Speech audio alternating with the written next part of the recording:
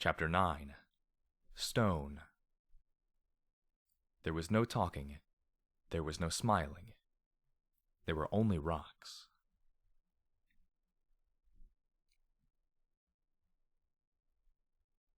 I am not a smart pony. I've said it before. Others know it. I'm impulsive, immature, reckless. I know two very smart ponies. P21 taught himself picking locks and hacking terminals when he wasn't even supposed to be allowed to read. He somehow convinced duct tape to break just about every rule for fraternization and teach him the skills he'd need to eventually escape the stable. Morning Glory was a medical technician of the Enclave. She was younger than me, and she was already working for the only ponies who seemed capable of designing anything new. She could discern injuries and administer drugs at the drop of a feather. She'd even begun researching reasons behind the mental degradation and psychotic tendencies of raiders by analyzing their brains. Me? I shoot things. It's not exactly an intellectually demanding job. In fact, I'm pretty sure it's one of the 3 most common skill sets in the wasteland. It involves a steady horn, a wanton disregard for personal injury, and lots of ammunition. When shooting things is insufficient, then I swap to bashing things with a heavy metal stick. The effectiveness of both methods varies greatly from situation to situation. For instance, when I'd ignored the warnings of a young filly, both proved woefully inadequate in preventing her from being torn in two. So, I have come to accept that I am not, nor will ever be, a smart pony. Thus, when P21 and Glory state that I was an absolute idiot facing down 5 farm ponies almost unarmed and unarmored, I can only conclude they are right. When they elaborate that I should have involved them because my safety matters to them, I likewise can only assume they know something that I'm missing. There's just one catch. It seems that with 2 events, I had somehow placed a rather gargantuan bounty on my head. The simple act of cutting my head and pit buck off and presenting them to one reaper named Deus would earn a staggering amount of wealth. Capturing me alive would double that amount, presumably so that Deus could take his time torturing me and violating my anus. Yeah, he's that kind of pony. P21 would have me kill any and all would-be bounty claimants. By attempting to take my life, he says, they have forfeited theirs. Eye for an eye, hoof for a hoof. Every pony ends up blind and lame. I can't do it. Those 5 ponies weren't Deus. They weren't monsters. They had a need for money, same as any pony. I could have killed them easily. Playing it back in my head, it wouldn't have taken much. They'd hoped to take me unawares and alone. A lucky shot in the night. Was I wrong to let them live? Morning Glory is put out with me for quite another reason. In facing said threats alone, I somehow violated one of the tenets of friendship. One of us faces a threat, we all face it. That is apparently a rule of friendship. Trying to protect her was wrong. Better she stand beside me like she had fighting the dragon mutants. She wants to be there when I fight monsters, when I face bounty hunters, when I murder a room full of traumatized children. Doesn't she realize I'm not a good pony? I'm not a hero. I'm just trying to do better because everywhere I look, I see things getting worse and worse, and the only thing that makes any sense is trying to make it better. Old Hoss said Big Macintosh was a hero because he would have given his life for any pony. I sometimes wonder if I could turn in the bounty on myself and split the proceeds among the Crusaders, P21, and Glory. She's gonna get hurt if she stays with me. Hurt very badly. To top it all off, I had a mystery inside my pit buck. A computer file that is apparently so valuable that my stable had been raided to retrieve it. It was encrypted. Finding out just what it was supposed to do was going to be likewise very expensive. Yet it was the only reliable chance I had short of trusting the Enclave, which I wasn't ready to do. At the moment, though, none of that mattered a damn as I sat in detention in a classroom on the second floor of the Rosa Hoof Academy library building with P-21, Glory, and the Crusaders. We'd found the academy under lockdown. I didn't want to speculate on what happened to any students caught in the lockdown 200 years ago, but at least there weren't a lot of bones in the classrooms. Robronco sentries patrolled the academy perimeter, and so far no bounty hunters had faced the metallic protectors. The 7 of us had stumbled onto the grounds and been ordered to report to the office or face immediate vaporization. I had to admit, I considered the shooting option first and second. But the fact was that the academy buildings were the closest and largest structures to Brimstone's fall, and if we started shooting, it'd not only draw attention but also take away a layer of protection I could use right now. The 7 of us had been taken in to see Acting Dean Hardy, one of the spidery levitating style robots. The office was a complete disaster area, which was actually pretty typical given that Equestria as a whole was a complete disaster area. A skeleton lay in the corner with a bullet hole through its skull. Please explain why you're breaking lockdown procedures, miss. A buzz, click, whir, and beep. I looked down and saw some of the yellowed papers on the desk, scanning them for a name. Marigold, I supplied, and, seizing on a sudden whim, I threw my hooves around P-21, who went stiff as a rock. I was just looking for some alone time with my buck friend. A glance at the page. Sure shot. Please don't call my mom. Because she was in a stable, and I was pretty sure she'd be miffed if she had to come pick me up from school. More clicks and beeps. Miss Marigold, this is the 3rd infraction for fraternizing with male students you've made within 200 years. I'm afraid I have no choice but to contact your parents and have you all report for lunch detention in the library for the duration of the lockdown. Yes, Dean Hardy, I said as adolescently as possible. Can we at least go to our rooms and get our homework? The dean beeped as his camera swung from one of us to the next. Very well. Please carry your hall passes with you at all times or risk vaporization. He reached into the drawer of the dean's desk and withdrew a stack of faded flat paper cards covered in yellowing lamination. Each one hung from a lanyard and still had a faintly glowing glyph stamped on it.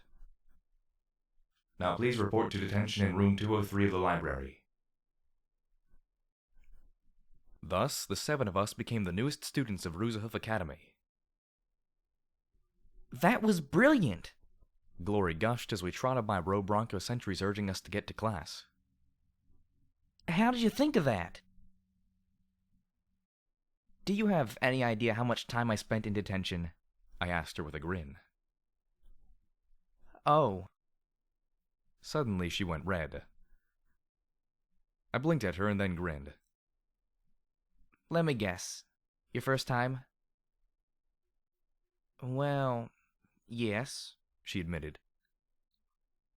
I put a hoof around her neck and pulled her close, grinning at her. Well then, let me give you some advice. Always sit in the back row. Always pass on notes. If the teacher asks what you're doing, the answer is working, not studying. Oh, and remember, you have the bladder the size of a pea. You really were in detention a lot, Glory muttered with some worry as I lowered my hoof. She looked over at P-21. You were probably a much more diligent student, she said to him. I winced. Please don't bite her head off, I silently begged. Thankfully, he was in one of his more wistful moods as he looked at the decaying library. No, but I would have been, he said as he looked down at a textbook showing 2 red-striped zebras. I thought they looked a bit like hooved candy canes myself. I looked at the caption underneath. The Proditor, or traitors, in the zebra tongue, were those few zebras willing and allowed to fight for Equestria against their own kind. Using talismans to permanently alter their stripe color, they fought with distinction until being phased out due to security concerns after the Battle of Shattered Hoof Ridge. I noticed the Crusaders were looking a bit nervous. "What's up?" I asked them. "First day of school jitters?" "No," Allegra protested, trying to look tough. "It's just," Adagio muttered, "there's supposed to be ghosts here." I would have laughed, but then again, I laughed when Scoodle had seemed afraid in the boneyard. Not again. Besides, with the wasteland, who knew what you might run into? "Well, if there are, they'll have to get through me first." Sonata looked a little more at ease, at least. Using our hall passes, P-21, Glory, and the Crusaders dispersed from the classroom and set about looting anything edible, drinkable, or medical they could get their hooves on. If they found an armory here, well, that'd just show how hardcore Cheerilee made education prior to the bombs going off. This left me alone in the second floor of the library and looking out at Brimstone's Fall. And we were doomed because I was going to have to come up with a plan. Me. The not a smart pony. Brimstone's Fall wasn't much to look at, really. Just a round, jagged hole punched into the Badlands surface. It had been a gemstone mine. Then, during the height of the war, a dragon had fallen right on top of the mine workings. The Shadowbolt's Pegasus strike force, along with heavy ground support, slew a powerful dragon allied with the Zebras, but hundreds of soldiers had died before the dragon perished. I knew all of this because there was a framed news article hanging next to the window. In 200 years, it hadn't changed much. It lay right beside rail lines stretching to the southwest, towards Philadelphia. On the surface were a large administration building and 2 long barrack-style houses. Since I didn't see any slaves, I assumed that they had to be quartered underground. 2 nested chain-link fences topped by razor wire surrounded the hole in the 3 buildings, with a guarded hoof bridge built over the rail spurs where they passed through the fences. A chain-link gate blocked the space under the bridge. Maybe we could find... What the fuck? I stopped and stared at the corner of the room. Had something just moved? One of the Crusaders playing a trick on me. My mind finally cracking? Slowly, I rose to my hooves and checked my EFS. Nothing. My eyes scanned the room slowly, mane inching like crazy. Huh, I muttered. Nothing at all. Bullshit. In the wasteland, it's never nothing. I put my back to the wall until the others returned. It happened again. I'd swear that I'd seen some dingy papers shift on their own right before the 6 entered the room. I rubbed my eyes, but then the others were inside. "You okay? You look spooked," P-21 said concernedly before he tossed me a Sparkle Cola. I caught it with my magic and deftly popped the top. It was warm, but it was Sparkle Cola. Yeah. Just trying to figure out how to get in there," I said as I scanned the mine once again for some chink in their defenses. The guards moved in 3s and 4s. There wasn't the slightest bit of cover to use to approach from the ground. And then there were the neighbors. Along the highway between the mine and the road was a strip mall. Most of the shops seemed more or less intact, and there was a large gathering of ponies there. At least 20 or so. "Allegro. Who's that?" He trotted to the window and I held the binoculars for him. "Aw, them? Picos. They're just a gang out of flank. Not as crazy as raiders. They usually wear protection for the slavers." "Oh, great. Between the Picos and the slavers, I was looking at 40 or 50 enemies." "They're not slavers?" Medley huffed. "I told you, but no one wants to listen to me." Slavers got to have a license out of paradise to be slavers. Otherwise, they just make slaves of each other. The licenses are like super expensive. That explains why they could afford my bounty, I said as I pursed my lips. Then I frowned as I watched a train come out of the mine. It was only 4 cars, which were being hauled by a dozen slaves as a slaver liberally lashed them with a whip. To my amazement, I saw several zebras among the slaves. I suppose slavers couldn't be choosers. The train slowed to a crawl as it passed under the bridge, the guards above sweeping their weapons while 2 ponies checked beneath for escapees. Once past the checkpoint, the train started to crawl towards Huffington. Where are they going? I asked. Tracks lead to the tunnels. Ain't safe down there. Ghouls and worse. Not sure why they go past that, Allegra said with his own curious frown. I chewed on a hoof as I looked down at the strip mall again. If I attacked the mine, then the Picos would reinforce the slaver guards. If I attacked the Picos and lived, then the mine would be alert. I looked from pony to pony. They all wore cow pony hats and leather jackets with some twister or tornado on the back. Better yet, this gang was co-ed. I smirked. Hey, P21. Think you can sneak down there and snag me a hat and a jacket? Why? What are you planning? He asked with a frown. Something not too smart. Well, if we're going to be stuck in detention all day, at least one of us needs to be in a gang.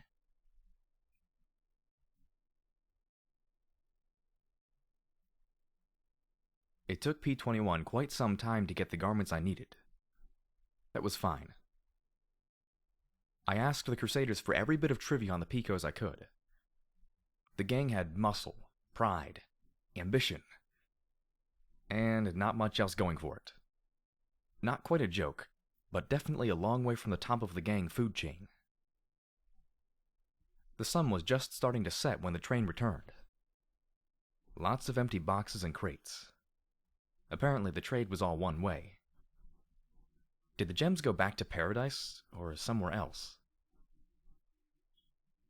As I waited, Glory and the Crusaders went to look for more supplies. That left me alone with my thoughts. The plan wasn't quite together yet. I wanted the slavers out of operation, but niggling questions kept popping up. What would stop another band from returning to the mines? I could blow the mines, assuming P21 had the skills and the mine had the dynamite. What about the slaves that had nowhere to go? Sending them to Stockyard was hardly a sure bet, and sending them anywhere else would be making them bait for raiders or more slavers. And I was not alone. I could feel it. My mane went nuts as I slowly looked around the room once more. I couldn't see anything. I couldn't hear anything. I still didn't think I was alone, though. I rose to my hooves, looking at the overturned desks, the bookshelves and cubbies. The teacher's desk. The teacher's desk. I trotted over to stand right in front of it with a small frown. My horn glowed as I shoved the large desk back against the wall as hard as I could. Something shimmered faintly as hooves clattered on the teacher's desktop. Then a long, thin rifle barrel appeared from thin air, pressing right against my forehead. This close, I could make out the faintest of blurs on the air. Hey, you've had hours to shoot me in the back. So what's up? No response, and that rifle continued to press just underneath my horn. I didn't blink, and somehow I doubted they did either. Then there was a blue flash, and a shimmering gray cloak appeared draped around a lithe equine. A lithe, striped equine. He reached up with a hoof and brushed the hood of his cloak back to look down at me with the deep azure eyes. I had to admit, I was impressed and scared out of my gourd at the same time. I also didn't dare show it with a rifle to my head. He held it in his forelegs in the strangest way I'd ever imagined, yet without the slightest bit of strain, his mouth resting lightly on the trigger.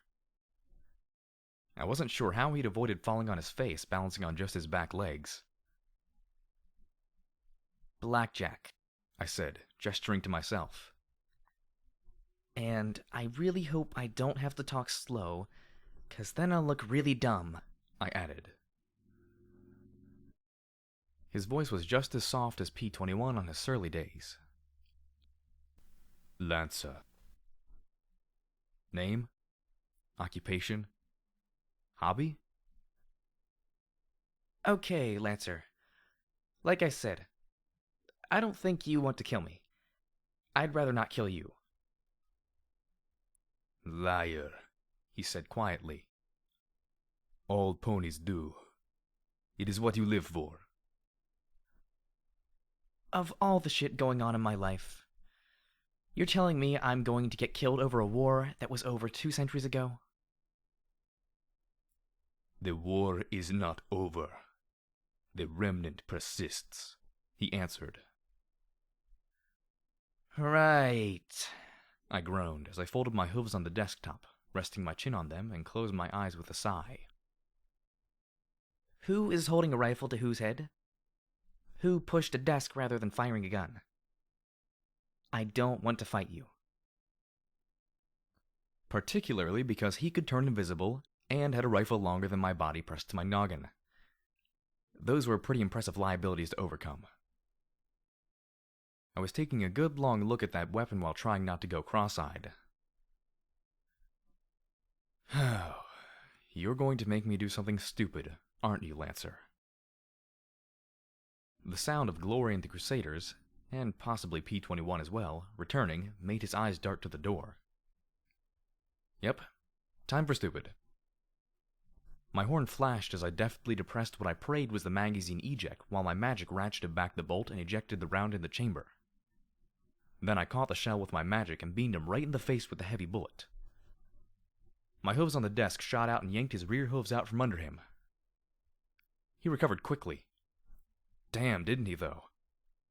He flipped through the air, catching the fallen magazine in his hoof and slamming it back into the weapon as he landed on all 4 hooves.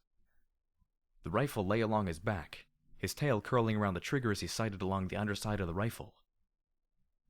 Then he felt the barrel of my shotgun press against the underside of his chin as his eyes glanced down at the glowing weapon. I do not want to kill you, I said quietly. But I would. And damn him if he forced me to use P-21's universal counterattack policy from here on. Lancer slowly pointed the rifle away, looking surprised for a moment. I took my gun off him. As Glory's hooves reached the door, I said loudly, I have company, Glory. Please don't spook him. He's very good with a rifle. Glory frowned as she poked her head around the door. Oh, she said delicately, eyes wide in shock as she laid her eyes on Lancer. Slowly he backed up, keeping his rifle roughly between the two of us.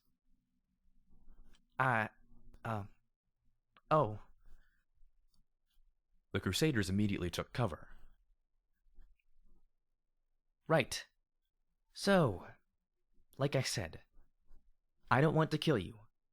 I'm pretty sure you don't want to kill me. I looked out the window and gestured to the mine with my head. In fact, I bet you're here for the same reason I am. Free the slaves? He didn't nod. He didn't smile. He didn't blink. I covered my face with my hooves, groaning. Oh, would you just trust me?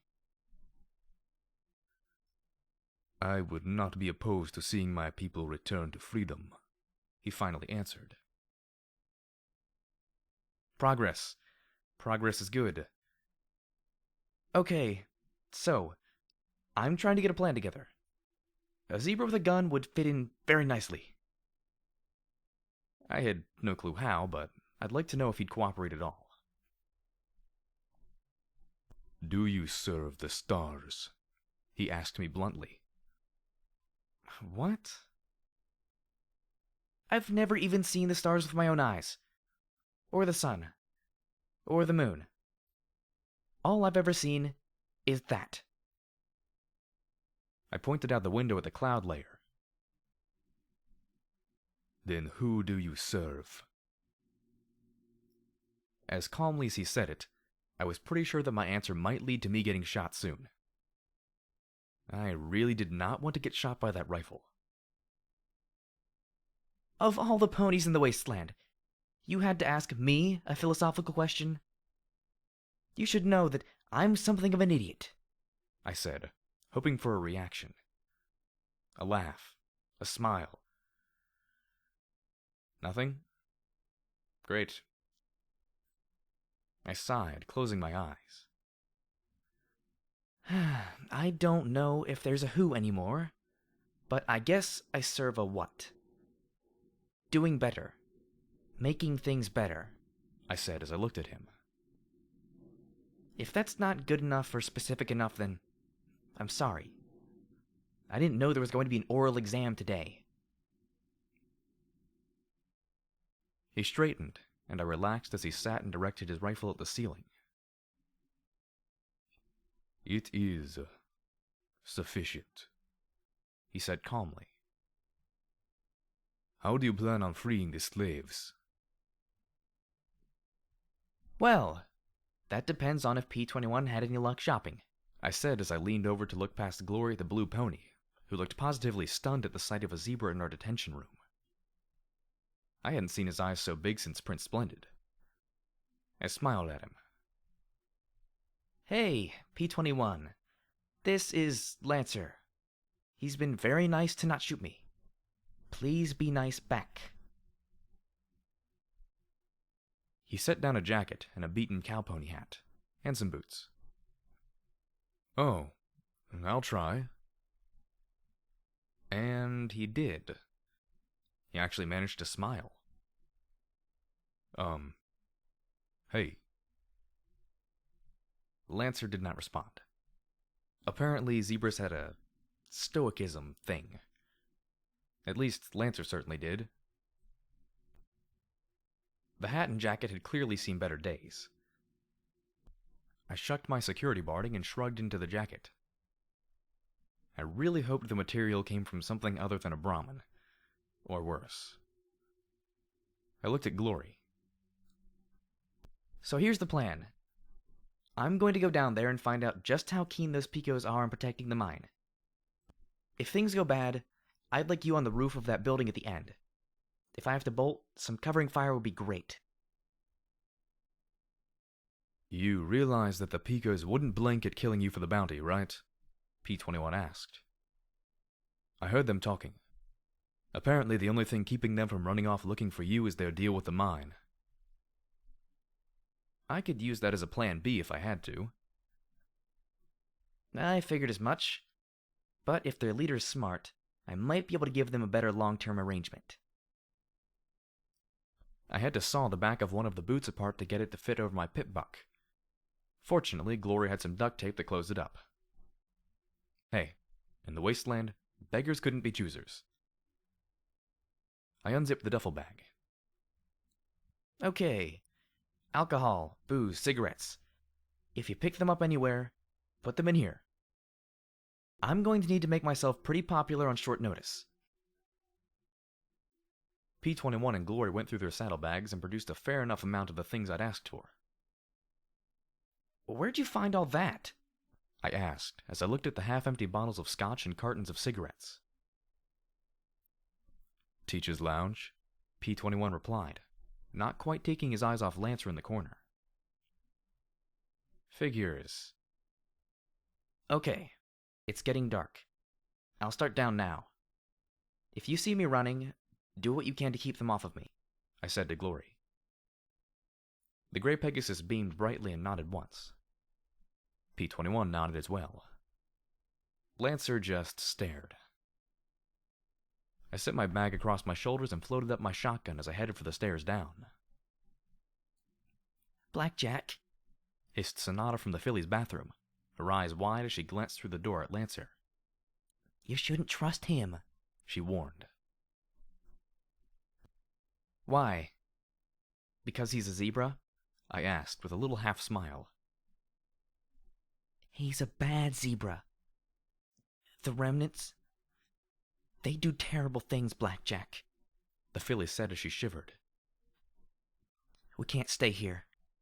As soon as we can, we're gonna run.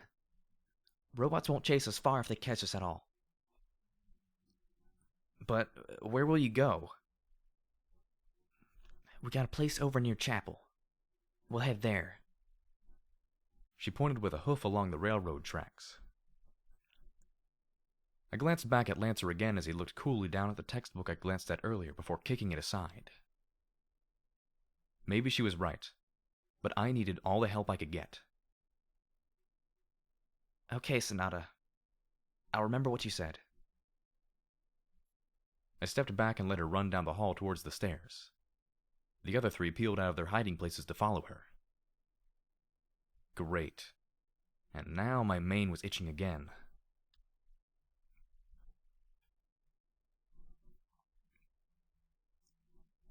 I am not a smart pony. For example, none of my plans are completely pulled together. There are little gaps here and there that I have to fill in on the fly. Actually, if you look at all of my plans, that's how they generally run. Nice strings of improvisation piecing together a tiny bit of solid reasoning. This plan was simple. Send the Picos off on a wild parasprite hunt to the north. It's not always just because my brain is being lazy, though. Sometimes it's because, no matter how well you plan, you'll always hit that point where everything just falls apart. For instance, I wasn't even halfway to the strip mall before some pony started shooting. Again, it wasn't me. And again, it wasn't at me. The fact that some pony was shooting this close to me, though, certainly put the nice and simple plan behind determining just what was going on. My EFS gave me one clue. A big red bar and 2 amber non-hostiles.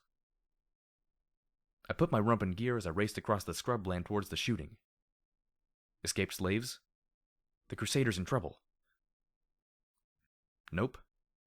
Rad Scorpion. One every bit as large as that monster that had nearly eaten Glory and me in the gravel pit. 2 ponies tried to return fire with a lever-action rifle and a revolver, but in the twilight their accuracy was at a huge disadvantage. Me? I had enough radiation in me that I knew exactly what I was aiming at. Yeah! I shouted as I raced down towards the scene. Just in time, too. As I got close, the monster knocked one of the ponies down with a swipe of a huge claw. Here! Come here! I didn't even bother with buckshot, loading slugs on the fly. The heavy shot battered and splattered its many eyes as I fired into its front as fast as I could. Its heavy pincers snapped at me as I moved, but in the minimal armor of the Picos outfit, I was able to leap aside while blasting again with the shotgun. I laughed like a maniac.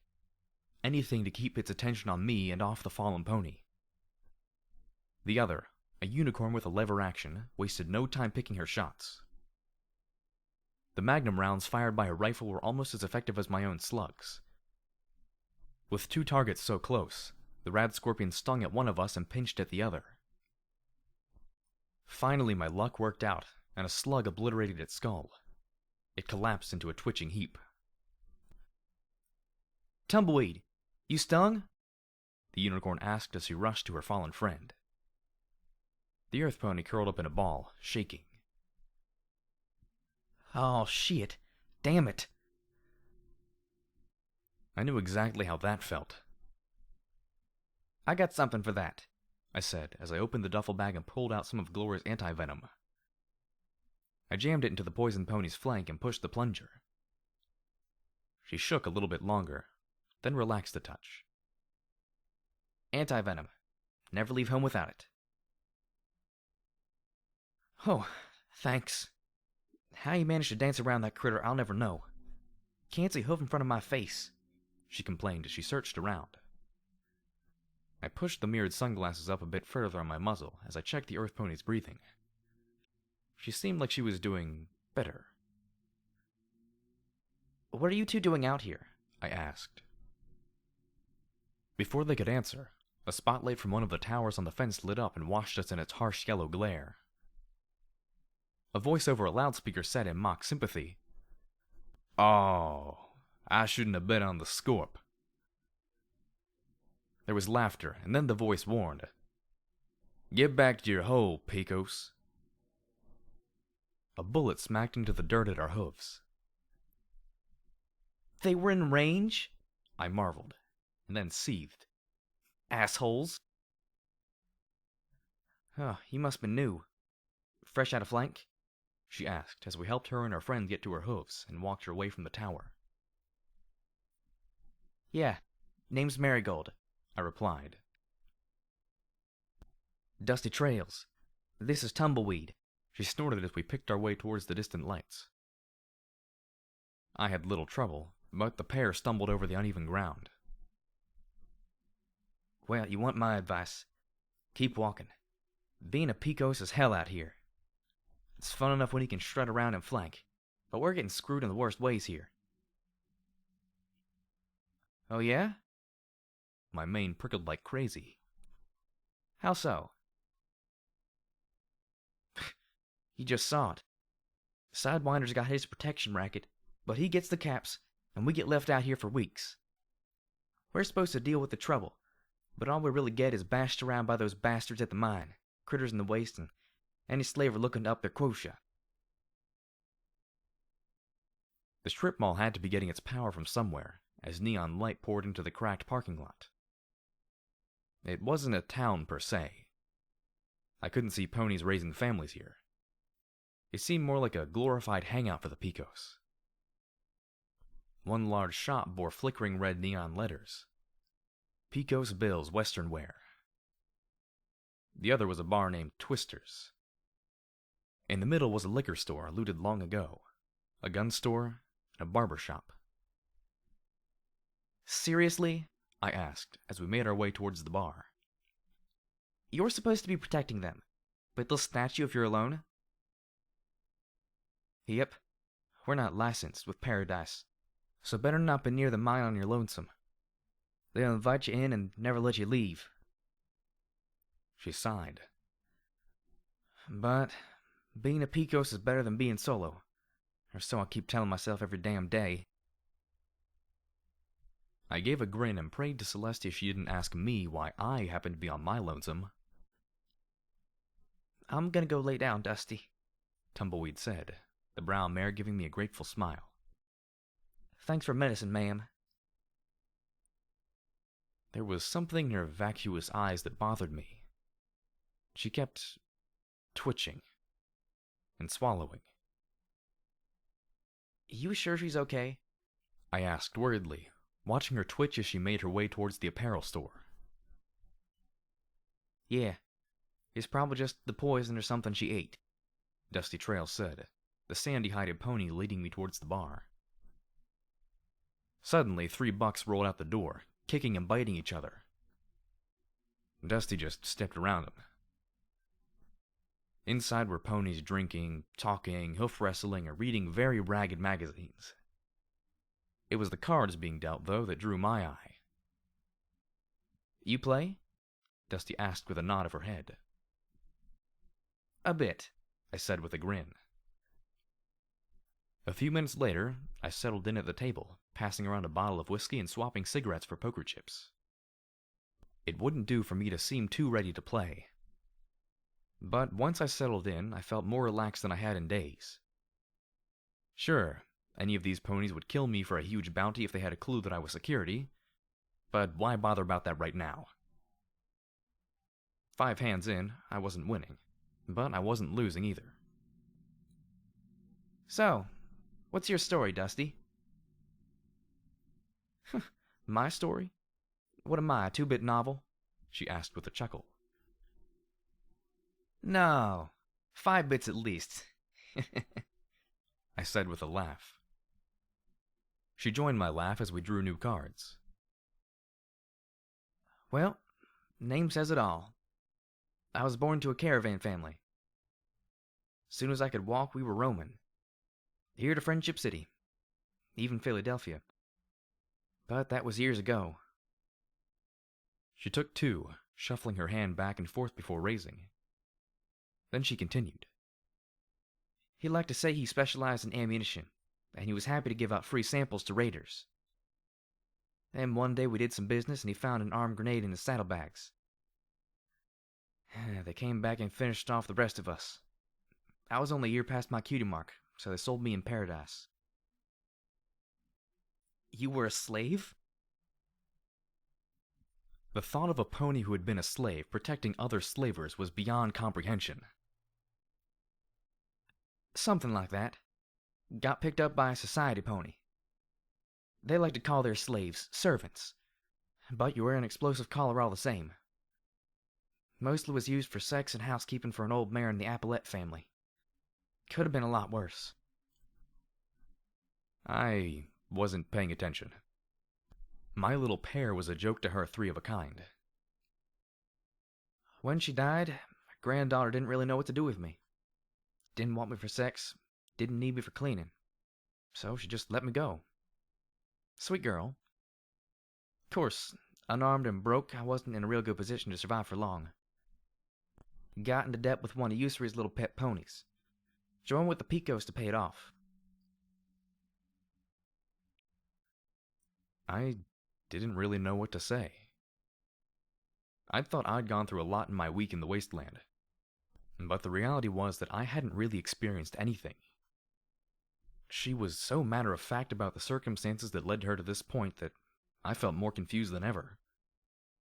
Worse, it seemed I'd opened a door and, one after another, the Picos were stepping through. A buck named Big Red, who was the smallest pony at the table, had been a horse on in flank. He'd nearly been sold for chems by his mother before running away. He'd bounced from gang to gang between Stockyard and Paradise before landing with the Picos. Poleaxe had been a bandit, a slaver, and had even run with a Reaper gang, drifting from place to place for as long as he'd lived. He also freely shared his sugar apple bombs with me. Yeah, he killed ponies, but it wasn't personal. It was work. That was how he saw it. If he didn't work, then he was going to die. And apparently banditry and slaving was hard work.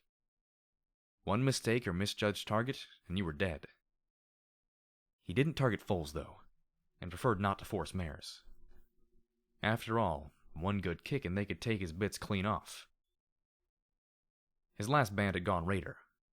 When they tried to get him to turn cannibal, he'd refused, and that had put him on the menu instead. Now he was with the Picos, 'cause it was work. Harbinger claimed she'd been an acolyte for the Steel Rangers, but that a Reaper attack gutted their bunker. She'd gotten lost, ended up on the west side of the river, and signed up with the Finders for a spell in Megamart. Eventually, she got bored and then hooked up with the Picos for some excitement. She'd been able to get the building's power from a still active subterranean power line. You mean there's still power in the city? That shocked me, given the devastation I saw all around us. How? No pony's gone to the core to figure it out. Any pony who does, doesn't come back. The Collegiate thinks the spark turbines and the Huffington dams are providing power, but the controls are all won't. Or maybe there's some power plant in the Badlands sending juice to the core, Harbinger said as she checked the cards. But, yeah, they buried all kinds of stuff underground. Folks might not realize it, but Huffington's a fucking fortress. The whole city was designed by the best minds of the MWT and Stable Tech. The Zebras seemed so dead set on destroying the city that they had to.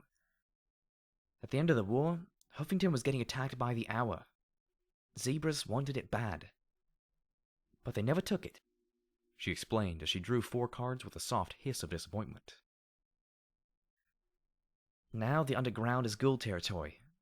Or worse. Drives the Steel Rangers crazy, not being able to get all that tech buried down there. So which stable did you grow up in, Marigold? Dusty asked me with a grin, just as I took a pull off the whiskey bottle. I choked, stinging alcohol burning in my sinuses. I didn't even have a chance to lie. Knew it. For a moment, I was sure I was in trouble, but then realized no pony was screaming for my head. That obvious, huh? Stable ponies are always asking questions. So what's your story? Oh, not much. I was in my stable. Honestly, I have no idea where it is.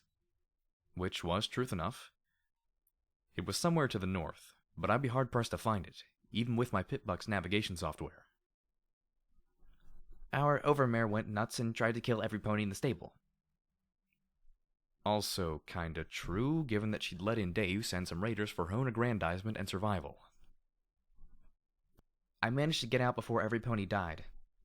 Been wandering around ever since. Something was wrong. My head felt off, like my thinking was slowed down a little. Then I caught the slight glow of magic around Harbinger's horn. What were the odds that Steel Ranger acolytes were taught interrogation spells? Was she reading my mind? If so, she had a poker face to die for. A truth spell? No, or I'd be a lot more accurate. A lie detection spell. Easiest to learn, even if I couldn't. And what did you do in your stable? Harbinger asked sweetly. I gave a non-committal shrug. Honestly, as little as I could. Played cards mostly. 99 was all about the overmare, so as long as I didn't cross her, I was in the clear. Technically true. I'd hoped that it was at least true enough for her spell. Since Harbinger looked disappointed, I assumed I'd squeak by. So, why do you join the Picos? Harbinger asked me. Technically, I hadn't. I don't know, really, I said, thinking. If I had to join the Picos, why would I? Then I looked at the bottle of whiskey and the cards, the ponies all around me. Guess so that I wouldn't be lonely anymore. Have a life like I did in 99. Harbinger's horn finally stopped glowing, and I took a deep breath. Well, here's to your life. Hope it's worth it. A bit later, the game broke up as Big Red and Harbinger left. I needed a bit of air, so I stepped outside and into the faint drizzle. Not even really rain. I looked down at my hooves. Was there still power underneath me? Even after 2 centuries and the bombing. Hovington was like a country within a country. Lots of secrets are buried here. Hovington's a fucking fortress. I looked to the north at the faint green glow in the distance. Secrets. Why did I feel like EC-1101 was burning a hole in my leg? A buck lay on the porch outside Twister's, his muzzle pressed into a filthy plastic bag reeking of dung. He inhaled deeply over and over again, twitching. Dusty caught my look and chuckled. Yeah. Believe it or not, he's supposed to be in charge here. Poor jackass is so hooked on Dash he's trying to get a buzz from huffing Brahmin shit. Ew. Can he do that? I asked in a tone of disgust. Nope. But it doesn't stop him from trying, Dusty said, closing her eyes and letting the rain play across her sand-colored face. So, guess you're not one of Sidewinder's more clueless spies. You thought I was a spy? Showing up in the middle of the night? Asking questions like you do? You're something, Dusty said with a grin as she looked up at the clouds. Not a bad night. Didn't get eaten by Radscorps. Got a new Picos that's decent at cards. What more could a mare want? A life of her own? I asked as I looked at her speculatively. She caught my tone and looked at me. Dusty, how do you feel about slavery? Oh. Why do stable ponies always ask the dumbest questions? She asked in turn with a sigh and a frown. It doesn't matter how I feel. Slavery happens. It's not even the worst thing that could happen to a pony. Ghouls losing their minds, going crazy and turning into cannibals, mutating into some creature, being torn in half by waste critters. There's 1,000 ways to die. Wearing a slave collar is somewhere in the middle of that list. But is it okay? I pressed. It happens. Who cares if I think it's okay? She retorted with a frown as I pressed my luck. There's nothing I can do about it. What if you could? I asked, my voice barely above a whisper. She stared at me, now looking scared. Who the fuck are you really? I just looked at her, pulling off the glasses to look straight into her eyes. She shook her head slowly. No. Fuck. No. No, you're not. No fucking way. Yeah, I am. And I'm going to do something about that mine. Just like I said I would. But I'm going to need help. I need your help. If you really don't care about slaves, then yell for the others. I wouldn't blame you. And I won't kill you. But if you do want to do something about those slaves, then help me. No, I can't. Fuck. No. How the fuck can you do this? She hissed as she paced back and forth. You saved my fucking life. You saved Tumbleweed's too. How the... She clenched her eyes shut as she sat and thumped the sides of her head. This is some fucked up booze dream. And I'm gonna wake up right the fuck now. I put a hoof on her shoulder. It's not a dream. It's a chance to do better. I can't guarantee it'll work. In fact, given how my plans usually go, I'd be fucking scared to death. But it's still a chance for a free life. For you. For those slaves in the mine. Dusty trails closed her eyes, raising her face to the clouds as the rain drizzled along her muzzle. Finally, she pulled off her hat and sighed as she glared at me. Oh, fuck.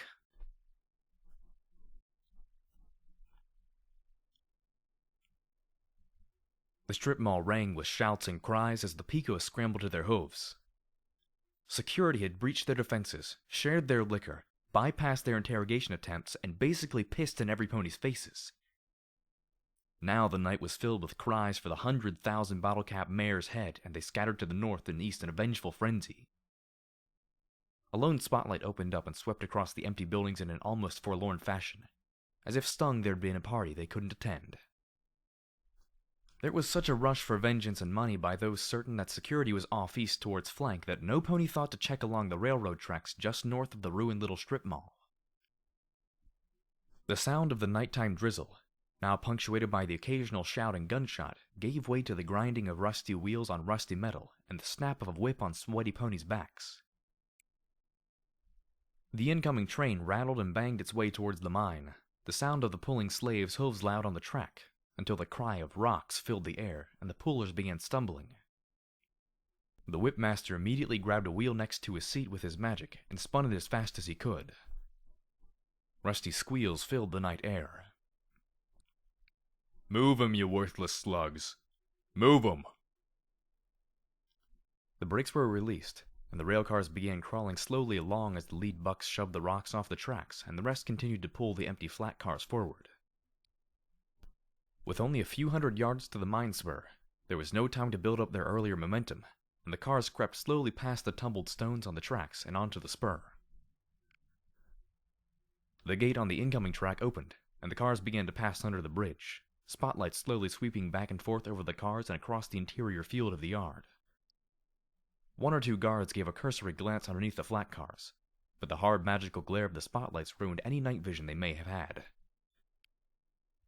Once the train came to a stop, half the guards detached the slave ponies while the rest headed to the two long barracks, glad for a night's rest. Apparently, 3 trips in one day was exceptionally productive for them. Some of the spotlights winked out. Others turned back towards the wasteland. Carefully, the 4 of us crept out, one after another. We moved quickly to the dark administration building. If I were a slave owner, I'd keep the guns as far from my own guards as from the slaves. Just inside the door was a meeting room with 2 bored guards. Lancer's rifle made soft little thumps, and they turned into 2 dead guards. I resolved to never, ever annoy a zebra who could make 2 ponies dead before the first one even started falling. We moved inside before some pony spotted us. P-21 and Glory went to work looting anything potentially valuable as I made my way up the stairs. Green light shone through an open door as a pony frantically typed on a terminal. "Look, I don't care how much Sanguine wants. I'll sell it for half price if he takes that thing out of here," I heard a pony whisper hoarsely. I peeked in, but saw only a fat pony typing his message and a filthy cobalt mare wearing a dark black collar chained to the wall beside the bed. I carefully opened the door, the mare looking at me as I held my baton to my lips. She looked at me, looked at him, and then made a quiet motion of her hooves slamming together. Was she telling me to beat him up? Gladly. Wait. He wore something on his hoof. Too small to be a pit buck. What if it was some kind of alarm? He turned to spot me my security barding, and his hoof reached for the band. Sats popped up, and immediately I targeted 4 strikes, praying I didn't kill him. Not that in this case I'd be that fussed if he expired, but I had questions. In rapid succession, I slammed the baton twice against each of his front fetlocks, and was rewarded with crunches of splintering bone. He cried out, wetting himself as he curled up into a fetal position. "You're gonna get us all killed," he whimpered as his broken legs shook. Whatever the device on his hoof was, it was a lot less resilient than my pit buck. "Isn't that line supposed to be, 'You're going to kill all of us'?" I asked, as I searched his desk and found a key to the shackles the mare wore. "He's talking about Gorgon," she said as I freed her. "He's taken over the mine's operation. Demands huge output. I don't know what he is, but he's a monster." The mare rubbed at where the shackles had chafed her forelegs raw. "Please tell me you can take this off," she asked as she pointed to the collar she wore. "What is it?" I asked, looking closely with a small frown. "A bomb," she replied. Instantly, I wasn't looking nearly so closely. "A bomb?" I stared at the black collar and then hissed at the fat buck. "Why the fuck would you put a bomb on someone you screw?" The mare gave a soft sigh, but also a small smile as she explained. "It keeps us from running away. Get too far and boom. Can you deactivate it?" Deactivate it? I didn't even want to breathe hard on it. I shook my head and she sighed. "Ah, well, too much to hope for." Somehow, I found the prospect of fighting something that had the slavers scared witless a little concerning. "What is Gorgon?" I asked the mare as I hauled the fat, whimpering buck into her place and chained him by his back legs. "Is he a Reaper?" Just what I needed. Another cyber monster to get blown up by. While she spoke, I went over to the terminal and transferred what files I could onto my pit buck. The bastard had mentioned Sanguine. We were going to talk about that later. Searching his desk, I found a sack of caps and 2 glowing memory orbs. All of them disappeared into my bag. "He's I don't know. He's strong and bulletproof, she said. I nodded as I listened. If slugs wouldn't cut it, maybe grenades. They seemed incredibly effective when used internally. He also has a spell, I guess.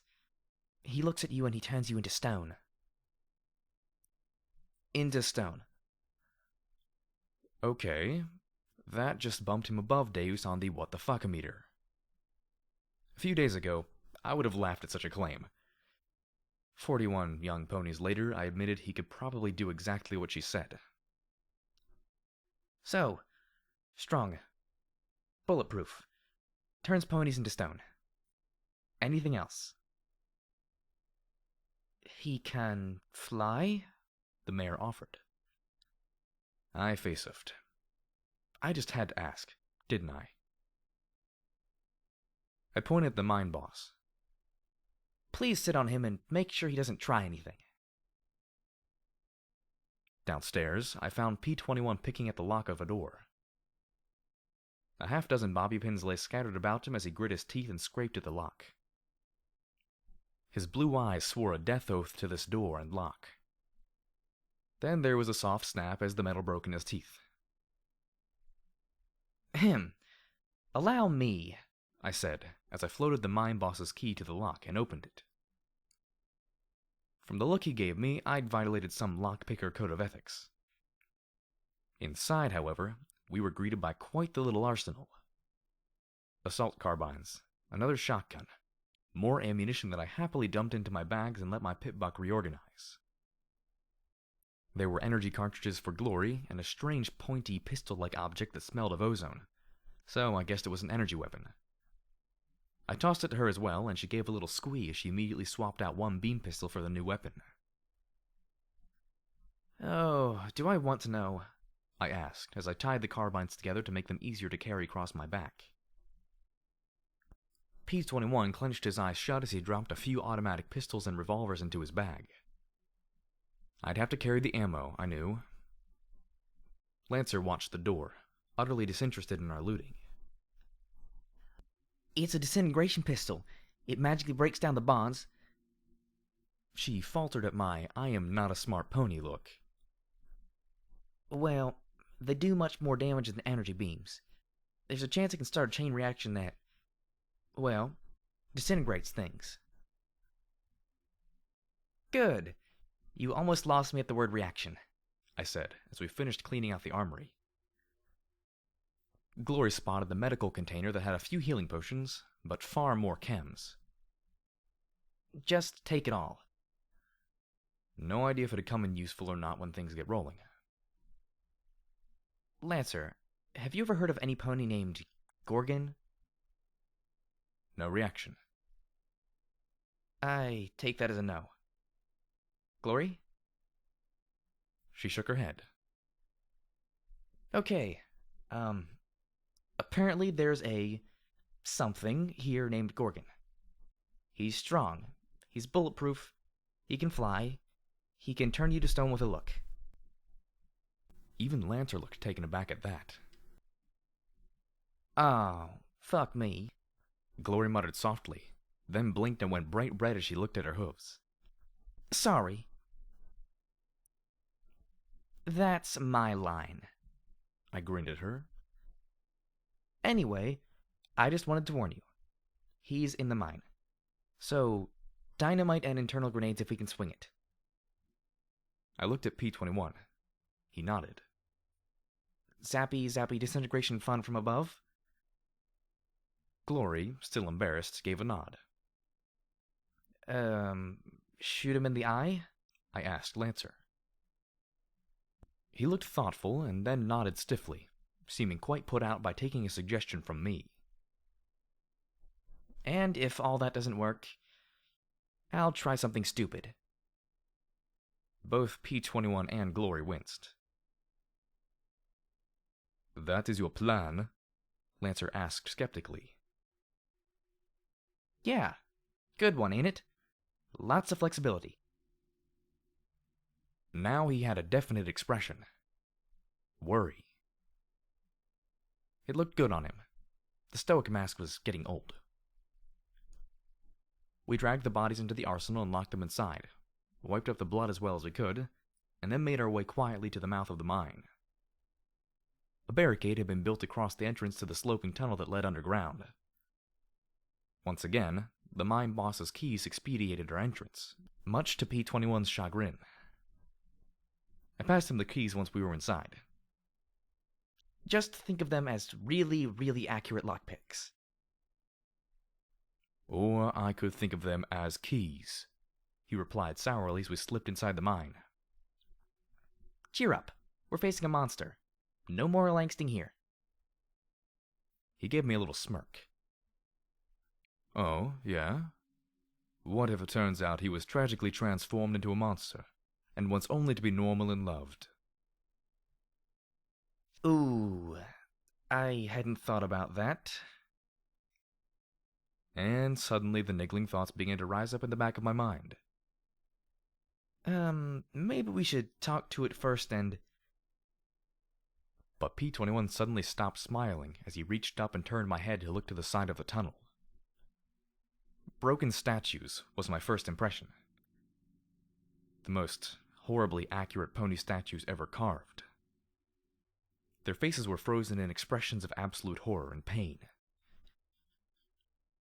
Right. I grabbed those niggling thoughts, wrapped them in duct tape, and tossed them into the closet. We found a guard station, and 4 guards behind a second barricade. The sounds of machinery and grinding rock reverberated in the air, making sneaking almost unnecessary. The lighting must have been abysmal to any pony without mutated eyes. Really, it was more an execution than an attack, with the exception that there was a large red button next to them. I didn't know what that button was connected to. An alarm? A lockdown? Detonate slave collars? I just knew I didn't want to find out just yet. Lancer's silenced rifle took down the one closest to the button. Glory strafed with red beams from one pistol and slower-moving pink bolts from the other. The remaining guards scrambled for weapons and hit the alarm, but my buckshot tore into them equally. No pony reached that button, and thanks to our barrage, no pony would. P-21 searched through the remains as I stared at the red button on the wall, chewing my hoof. What did it do? Stop staring at the button, Blackjack, P-21 said without looking up. What? I wasn't... I huffed, and made a big show of checking my shotgun. When we were ready to move on, I glanced at the button again. Someday... Alarm, self-destruct device, buzzer, decoration?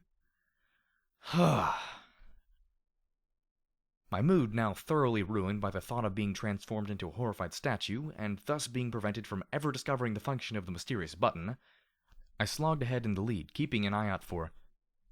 Oh, hello? The chamber was a massive dome, pierced by a round hole at its apex. On the ground, white bones lay amid gem-encrusted stones. Strange pink and green energy seemed to bleed slowly into the rock. Crawling amid the immense slabs of stone were dozens and dozens of ponies and zebras. A squad of guards bored down into the blocks using some kind of drill, set some explosive, and blasted them chunk by chunk into smaller pieces. These were loaded into smaller flatbed minecarts that were then pushed up stone ramps by mares to a stone platform ringing the chamber, and dumped onto a shaking metal ramp that fed into a rock crusher. The crusher fed a conveyor belt that ran up to the hole in the roof.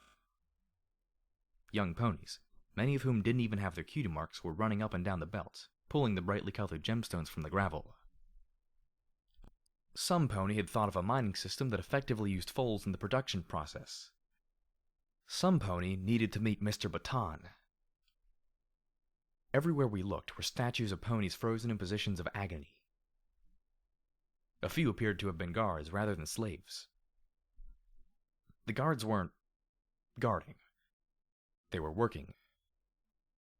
Some looked just as ragged as the slaves they were supposed to be watching. I felt a small sense of justice at work, but no pony or zebra deserved this. And there, lying atop the softly glowing bones overlooking the whole mining pit, was Gorgon. At first, very first, I might have mistaken him for a white Pegasus. Then you realized that whatever he was, it wasn't a pony. His wings weren't softly feathered like Glory's, but instead were leathery. He had scales along his spine and flank. A long serpentine tail swayed back and forth behind him. For the first time ever, I saw a pony with eyes that glowed exactly like mine. I knew they did this because they were looking right at me. Gorgon rose to his hooves, stretching languidly. First his bleached white wings, and then his powerful legs. "Scatter!" I yelled, barely audible over the din of the machinery in the booming cavity. He launched himself into the air as we separated, landing with a thunderous crash where we'd stood moments before. I didn't target him. I simply fired wherever I thought he was, and prayed to Celestia I didn't hit some pony else. I stole little glances as I could, dancing around on the broad stone ledge. The ponies up here ran for cover, but the ones below continued working. Glory fired a stream of energy bolts from above that seemed moderately more effective than my shotgun shells. I tossed the carbines on my back at the feet of two mares. "Take them!" I yelled. The dust-coated ponies simply looked at me in horror and shook their heads. They actually grabbed pickaxes and resumed trying to gouge gems from the walls around the ledge. They were so scared they didn't dare stop working. Even working to death was better than being turned to stone. My shotgun was useless at this range, so I flipped it behind my back and drew out one of the automatic assault carbines. I marveled as my pit buck provided a clip of... interesting. Armor-piercing rounds? My curiosity was piqued as I looked at the solid jacket of bullets. I didn't have many from the armory, but maybe I wouldn't need that many. I flicked the fire select switch to burst mode, my eyes picking out Gorgon and Glory's shapes as they flew around and through the jagged dragon bones heaped in the center. When Gorgon came into view, I gave a SATS-guided set of bursts right into his head. They didn't even seem to penetrate. "What the fuck is he made of?" I shouted, ejecting the clip and moving to green rounds. I bit my lip as he came around again. I had enough SATs charged for one burst. The toxic rifle rounds just ripped off his hide. Glory clipped the tip of a spur of bone, jerking in midair. Gorgon caught her in his hooves as they landed on the far side of the pit. His glowing eyes stared into hers, and I watched as she started to writhe. I'd never imagined turning to stone would be... slow. Her equipment and violet mane turned white first. Then her limbs froze in their twisted state. And finally, her head finished in still alabaster. "Lancer, please tell me you can shoot him in the eye," I thought, as he took to the air once again. I raced past still laboring ponies as I made my way to her. Not one looked at me. Not one dared stop working with Gorgon still alive. Some of the workers were fresh statues as well, having been turned to stone by accident for watching our fight. Suddenly I heard muffled booms over the din of the machinery. P-21 demonstrated his affinity for explosives with tossing dynamite as quickly as he could pop the brass tops. When Gorgon landed and advanced, P-21 backed away, throwing mines in his path. The monster didn't even try and step around them. The explosion scuffed his scaly hide, and not much more. I raced as quickly as I could to help. Maybe I could ram a stick of dynamite up his scaly ass. Where was... I ran into a stone wall. No. Make that an invisible stone wall. My head spun for a moment before I looked up. I reached out with a hoof and saw the faint shimmer. Apparently, being turned to stone hadn't disrupted the enchantment of the cloak, I looked through the petrified zebra, watching as P-21 transformed into a statue as well. Monsters. Deus was a monster. Gorgon was one of them too. My weapons were useless against monsters like them. How was I supposed to fight something like this? The only thing I could do was see, which would apparently kill me. Then I looked at the magical lights illuminating the space. My mane began to itch. Fuck. Something stupid then. I immediately began to take out every light I could. With each detonation, more and more darkness claimed the interior. As darkness spread, I saw Gorgon begin searching.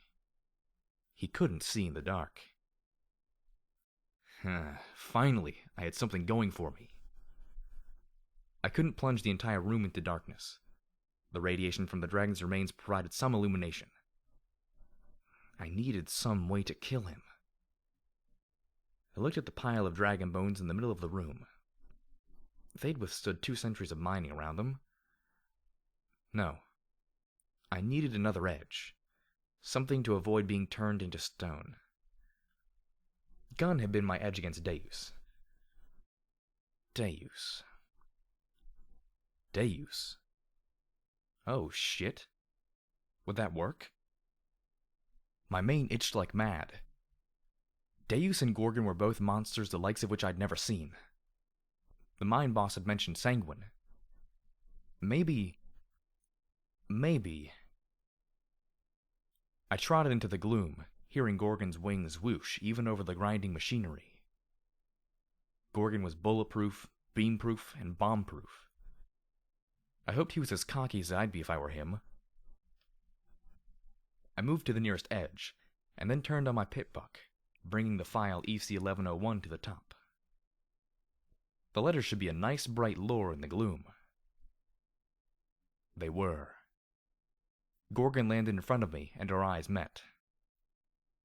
Instantly, I felt a needle stab through my eye sockets and into my body. It felt as if every inch of my body were being slowly pinched off, cell by cell. I couldn't look away if I wanted to, but I could scream. See this? Sanguine wants this! I yelled right into Gorgon's face, and for the first time since the battle started, he balked. You turn it into stone, and the data is fucked. I had no idea if this was true or not, but all I could hope was that he didn't know either. The sensation abruptly reversed, and I swayed on my hooves a moment.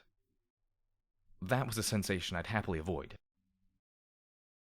I pulled out my baton as I backed away, till my rear hooves touched the edge. I knew there were whole lots of nice jagged pieces of dragon bone down there. Come on. You want it? You'll have to take my leg first. I had no idea if he could hear me over the din, but from the smile blooming on his face, I guessed he could. He charged, a reckless, full-frontal assault that only an impregnable abomination would undertake. I didn't swing the baton. I threw it right at his head. Whether through reflex or annoyance, he closed his eyes before he rammed into me. I know he probably planned on winging me away to tear me limb from limb.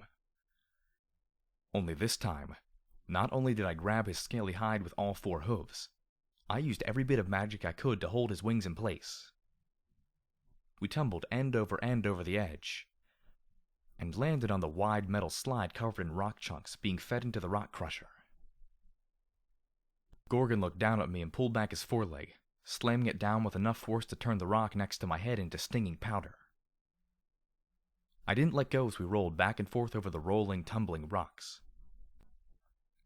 A second kick grazed the side of my head, and only the helmet Keystone had given me kept my skull from being pulped.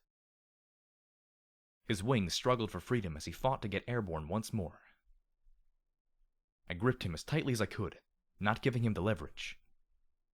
He struggled against the flow as the angle increased.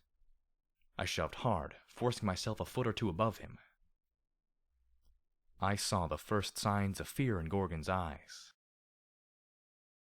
His scream was muted by the roar beneath us as his long snake-like tail was caught in the grinding teeth of the rock crusher. Not even I could hold him then, but now I didn't have to. I kicked and shoved and did all I could to keep him under me.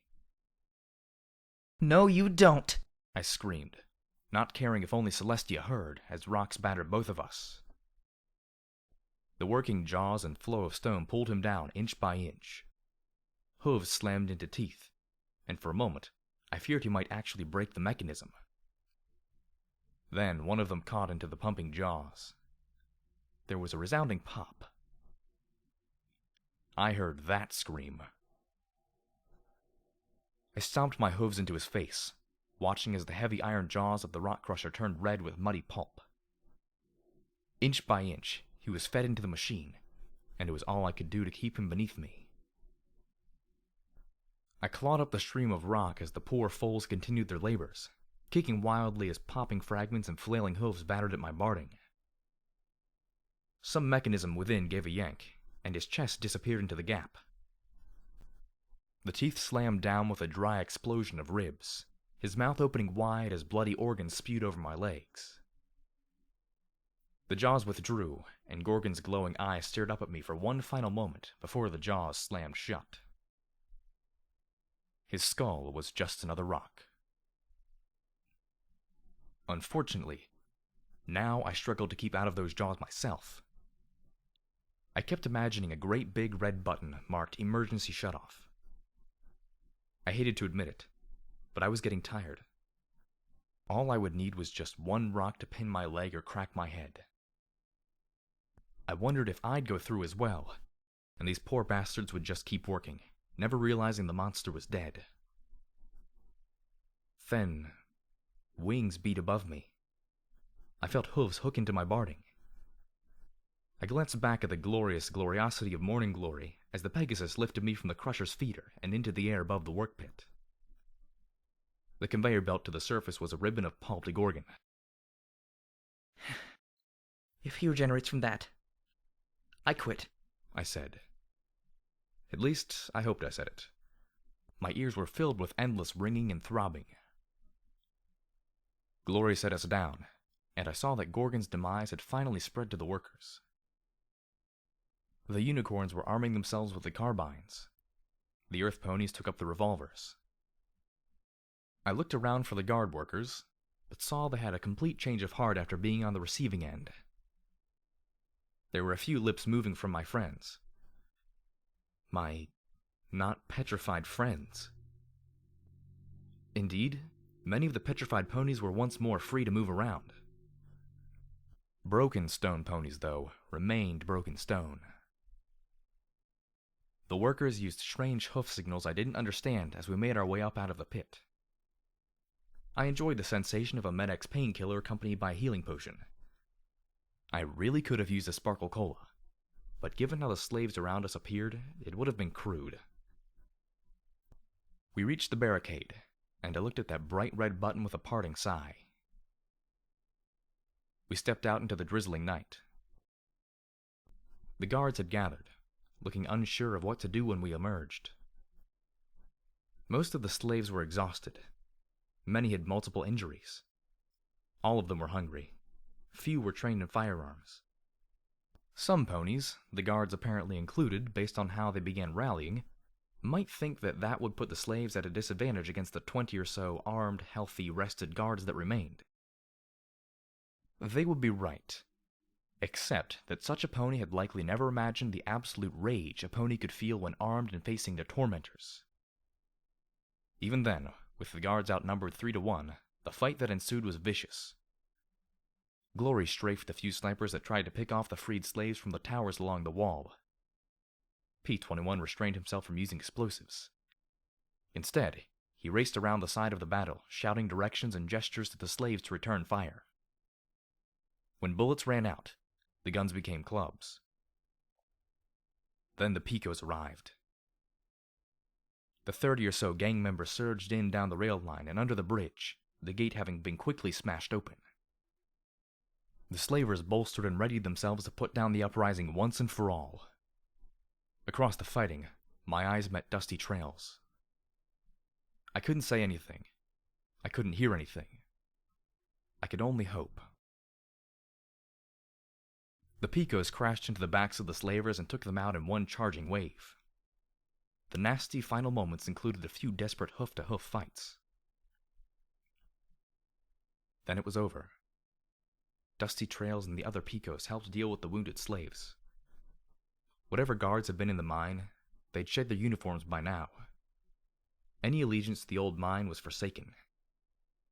When it was over, I yelled for P-21 to find the pantry to get them fed, and Glory to do what she could to help the injured. Dusty Trails directed the Picos to take position in the guard towers. There were other things in the wastes to be wary of. I had no idea where Lancer had gone, nor did I know what I would have had him do. The dozen or so zebras stood apart from the others, watching the development with trepidation. I rubbed my ear furiously, trying to rid it of the ringing as I approached them. Hey, rough night, huh? They glanced at each other and made gestures. Then I realized every single one of them was deaf. An elder buck approached, bowed formally to me, and then said in an odd accent, "We thank you. We cannot hear your words. We must read them on your lips." Well, you're all free to go. Or stay, if you want, I said, my mouth exaggerating a bit. I wasn't used to talking to deaf folk. "That is not necessary," Lancer said behind me as his cloak deactivated. His shot between my shoulder blades slammed me into the ground, knocking the wind from my lungs and numbing my entire lower body. For a horrible moment, I wondered if I was paralyzed. Then I realized that that wasn't even the beginning as he pointed his rifle at the clump of zebras. "For your treason against the fallen Kaiser." The stream of shots from his silenced rifle filled my ears as I watched him butcher every buck, mare, and foal with stripes. When the shots ended, not a pony raised a rifle to stop him.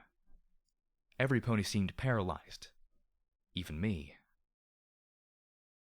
"The war is never over, security," Lancer said softly before the zebra's stealth cloak shimmered, and he disappeared once more.